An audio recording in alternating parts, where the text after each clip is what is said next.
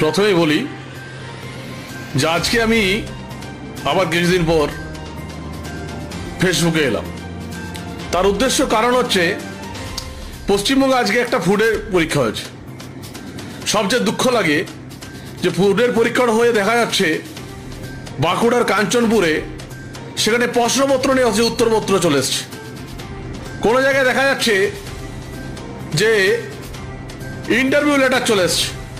কারণ আপনারা পশ্চিমবঙ্গের যুবকরা আপনারা তো দেখতেই পাচ্ছেন। তার কারণ হলো কারা কারা চাকরিটা পাবে তার লিস্ট তৈরি হয়ে গেছে। হরিদাস ভাইপো সে লিস্ট তৈরি করে ফেলেছে। উত্তর 24 পরগনার মন্ত্রী তৈরি করে ফেলেছে। তারা এখন আপনাদেরকে প্রলোভন দেওয়ার জন্য, যুবকদেরকে প্রলোভন দেওয়ার জন্য আজকে শুধুমাত্র একটা চাকরিটা নাম সাক্ষীটা করেছে। সেটা করার সবচেয়ে বড় কথা হলো আজকে পরীক্ষা হলো, রেজাল্ট বেরোবে হয়তো বিধানসভার আগে। আর আপনাদেরকে প্রলোভিত করা যে সবাইকে আমরা চাকরি দেবো, কোনো চিন্তা নেই। তাই বলি পশ্চিমবঙ্গ আজকে গণতন্ত্র হারিয়ে ফেলেছে। যে পশ্চিমবঙ্গের মুখ্যমন্ত্রী বলে মা মাটি মানুষের সরকার, আমি তাকে বলছি আপনি তো মাদের মেয়েদেরকে সম্মান দেন না।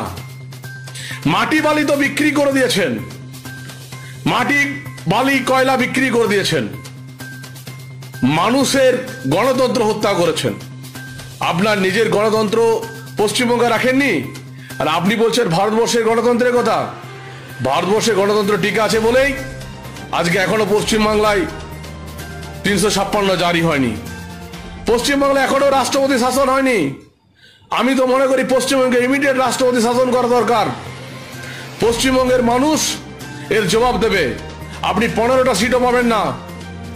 আর কত অত্যাচার করবেন, যত খুশি করুন। জীবনের শেষ রক্তবিন্দু দিয়ে লড়াই করব। আমি মনে করি পৃথিবীতে এসেছি একাই যাব, তাহলে মৃত্যুকে ভয় পাই না। আর যা কিছু হবে কোর্টকে মান্যতা দিই, কোর্টের যা অনুমতি থাকবে, কোর্ট যা বলবে আমি তাই করব। আর আপনার তৃণমূল কংগ্রেসকে আমি ভালো সময়ে, যেটাকে আপনারা বলছেন ভালো সময়, আমি দূরে থু করে এসেছি। কারণ এটা একটা চোর ছেচর চিটিংবাজদের দল। একটা উন্নয়নের কথা বলছেন, রাস্তায় কয়েকটা গুন্ডা রেখেছেন তাই উন্নয়ন। আর আপনার বড় বড় কথা, একটা শিল্প নেই, শুধুমাত্র পারিবারিক একটা দল তৈরি করেছেন। যা ভালো বুঝেন করুন, আমি থাকবো, আমি আছি। বিষ্ণুপুর লোকের মানুষ আমাকে ভালোবাসেন, আমি আছি মানুষের জন্য। আর সবচেয়ে বড় কথা একটা বলি,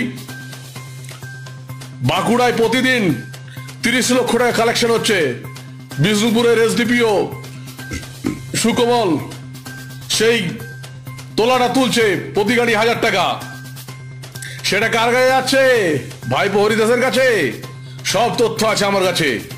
যারা চাকরিতে অনেকেই উত্তরপত্রে উত্তর লিখেননি, চাকরি পেয়ে গেছেন, সেই তথ্য আছে। দরকার হলে আমি তুলে ধরবো মানুষের কাছে। কারণ আপনার দলকে আমি পছন্দ করিনি। চোর ছেচর চিটিংবাজদের দল।